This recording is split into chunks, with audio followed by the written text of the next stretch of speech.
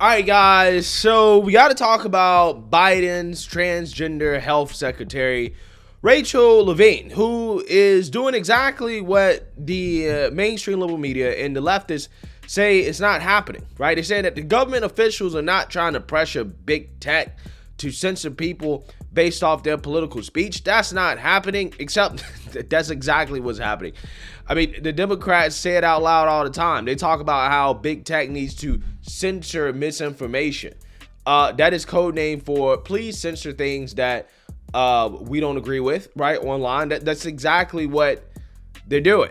And this video right here, this segment, is a clip of Rachel Levine essentially calling for big tech to censor people based off of health care misinformation for gender affirming care. And I want to talk about this because the hypocrisy here from Rachel Levine, considering some other things that she said as well too, again, it's very stunning. But without further ado, let's go ahead and roll the clip. So health professionals have a critical role to play. We must continue and to expand their work to address health misinformation directly with their patients. Now, this includes, but it goes beyond COVID-19. So I'd like to just talk briefly about another area of substantial misinformation that is directly impacting health equity in our nation, and that is the health equity of sexual and gender minorities. There is substantial misinformation about gender affirming care for transgender and gender diverse individuals. We are in this nation facing an onslaught of anti-LGBTQI+ actions at the state levels across the United States, and they are dangerous to the public health. The positive value of gender affirming care for youth and adults is not in scientific or medical dispute. So we all need to work together to get our voices out in the front line. We need to get our voices in the public eye. And we know how effective our medical community can be talking to communities, whether it's at town halls, schools, conversations with others. And we need to use our clinicians' voice to collectively advocate for our tech companies to create a healthier, cleaner information environment. During a moment when public trust in our leaders and our information is very challenged, the healthcare worker community, the medical community does, I believe, maintain a high degree of trust, and we have to utilize that. And we have to utilize it effectively. Yeah, amazing, right? Amazing. There are so many lies, right, that the Biden administration, these people tell, especially when it comes to this subject right here. It really blows my mind that, they're not medical professionals coming out screaming at the top of their lungs that, hey, this is a lie, right? This is not correct. But I mean, hey, I'm not surprised. It's the same thing they did with COVID. A lot of these so-called medical/health professionals, they're simply just propagandists, right? They're propagandists for the regime. They'll go along with anything, okay? Like, for example, this woman saying that the laws that are being passed in some of these states to protect women in sports, some states are trying to ban, kids getting access to puberty blockers for the purpose of transitioning their sex. She tried to say, well, that's dangerous, right? It's dangerous. I don't know what's dangerous about that, right? I don't know what's dangerous about protecting women's sports. I don't know what's dangerous about not allowing teachers to talk to kids in school about sex and gender. I don't know what's dangerous about that. I don't know what's dangerous about telling a child that, hey, you should wait until you're 18 years old before you decide that you want to transition your sex. I don't know what's dangerous about that, but I do know what's dangerous about allowing all those things to happen. I know it's dangerous for biological women to allow men to compete in their sports, right? Especially if it's a contact sport. I do know it's dangerous to allow teachers to sit around and talk to kids about sex and gender. I also do know it's dangerous to allow children to get on puberty blockers, right? And to transition their sex before the age of 18. It is in fact dangerous, despite what Rachel Levine says, which is that there is no scientific or medical dispute over the safety or the positive benefits of gender affirming care for children, which is an absolute lie. This is an absolute lie. She doesn't have any facts or evidence or data to back up that statement. He just says it, right? He just says it because nobody's going to dispute it. And anybody that disputes it, the first thing they're going to say is, well, you're a transphobe, right? You're a transphobe, you're a bigot. because we don't agree with your made up facts, right?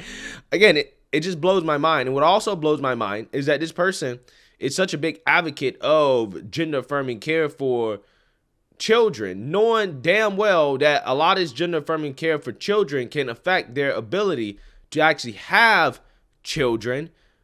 But in Rachel Levine's case, though, he's glad that he decided to wait until after he was an adult to transition, because he's thankful for his children. But I have no regrets, because if I transitioned when I was young, and I wouldn't have my children. I can't imagine a life without my children. And so every experience led me to here. And so how could I regret that? Yeah, so no regrets for Rachel Levine, because Rachel Levine was blessed enough to be able to have children, because he didn't transition when he was a child. But yet Rachel is pushing transitioning on children as if they understand the ramifications of the decision that they're making on their bodies. They don't understand that, hey, if I go on these puberty blockers for too long, right, and these hormones, that I am going to effectively be, castrating myself, right? I won't be able to have children. I won't be able to have an orgasm in some cases, right? I won't be able to experience orgasm. Like, children don't understand that, right? How can you effectively make a decision about whether or not having an orgasm or children is worth it in life when you haven't lived long enough to even have one at all, right? Or to really understand what it is. I mean, again, this is the type of stuff where I don't want to call people evil, right? Because I want to think that even though I disagree with people, that, that person is coming from a good place in terms of what they're trying to do. Like, I try to get a benefit of doubt to these people that, hey, maybe this is about just acceptance, and maybe they just have a really effed up way of going about trying to get society to accept LGBTQ or whatever. I mean, that is the most, non-benign way of looking at it. But it's really hard for me to take that stance and to look at it that way when I see stuff like this, where this person is clearly in the know about, okay, me personally, I don't regret waiting because I have children. Right. And I don't regret my children. I can't imagine my life without my kids. And I'm like, okay, well, why don't you use that same thought process and that same logic when it comes to other people's children that you're pushing to transition, to say, hey, maybe they want kids, right? Maybe they would end up regretting transitioning at such an early age to the point where they can't have children. Maybe we should not push this on kids until they turn 18, until they can fully grasp the ramifications of their decisions on their body. Nope. Can't do that, right? You have to go along with the agenda and just, hey, you can start transitioning at any age, right?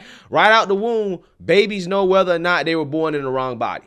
Okay, that is where it's going to get to the point. That's where it's going to go, man. It's already kind of there, right? It's already there.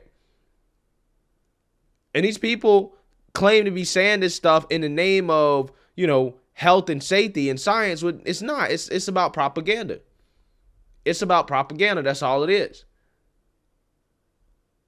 And I mean, at this point, I have no choice but to think that these people have very nefarious and benign reasons for doing this. Because you know better. You know better.